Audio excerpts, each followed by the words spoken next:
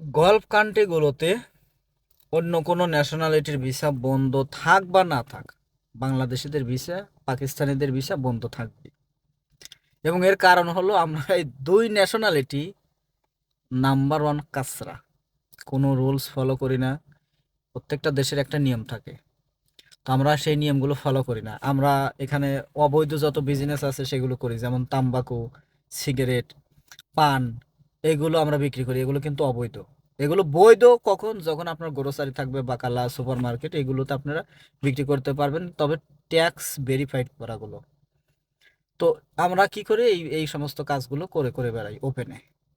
এরপরে কি কাজ করি? ইলিগেল ভাবে যে সমস্ত কাজকর্ম আছে, আপনার হলো পানি বিক্রি করা, এগুলো পাকিস্তানিরা বেশি করে থাকে, বাঙালিও কিছু কিছু করে, মানে ভিক্ষাবৃত্তির যে পেশাটা। এরপরে আমরা ভিসা লাগাই না, বা আমি ভিসা লাগানোর জন্য ট্রাই করি, আমি অন্য এক বাঙালিকে টাকা দিলাম, মেরে দিলাম, বা সে মেরে দিল, এরকম একটা পরিস্থিতি। এরপরে আপনার হলো ডুপ্লিকেট সার্টিফিকেট।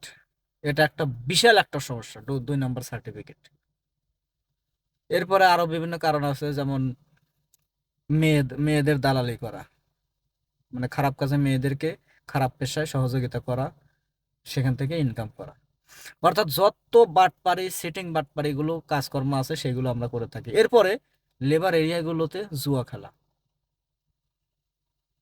আরে ভাই, তুই দেশে আসলো বাটপার, এখানে আসো কাজকর্ম করার জন্য, একটু হালাল ভাবে কাজকর্ম কর, পুরো ন্যাশনালিটির দিকে একটু তাকা। তোর জন্য বা কিছু সংখ্যক ব্যক্তির জন্য পুরো ন্যাশনালিটির বদনাম।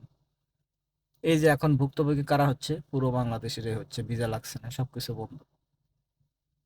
তারপরে অবৈধভাবে খাবার বিক্রি করে, ঝালমুড়ি, চানাচুর, বিস্কুট বা এই সমস্ত কিছু বিক্রি করে বিভিন্ন পার্কের সামনে অথবা বিল্ডিং এর সামনে, এগুলো বিক্রি করে। তারপর গাড়ি ওয়াশ, কোনো লাইসেন্স নাই, ভিসা নাই, কোনো কিছু নাই, গাড়ি ওয়াশ করতেছে। এরপর যেখানে সেখানে ময়লা ফালানো। তো এই সমস্ত অসংখ্য কাজ আছে, অসংখ্য, যেগুলো ইলিগ্যাল, আর এইগুলো আমরা করে থাকি। আর এই সমস্ত কারণেই আমাদের ভিসাগুলো সর্বদাই বন্ধ থাকে। এবং এই সৃষ্টিটা করে থাকি বা এটা তৈরি করে থাকি আমরাই, এবং এর ভুক্তভোগীটাও আমরাই। গলফ কান্ট্রিতে সবাই ভালো আছে, গলফ কান্ট্রি ভালো, ভালো না আমরা, আমরা নিজেরা ভালো না।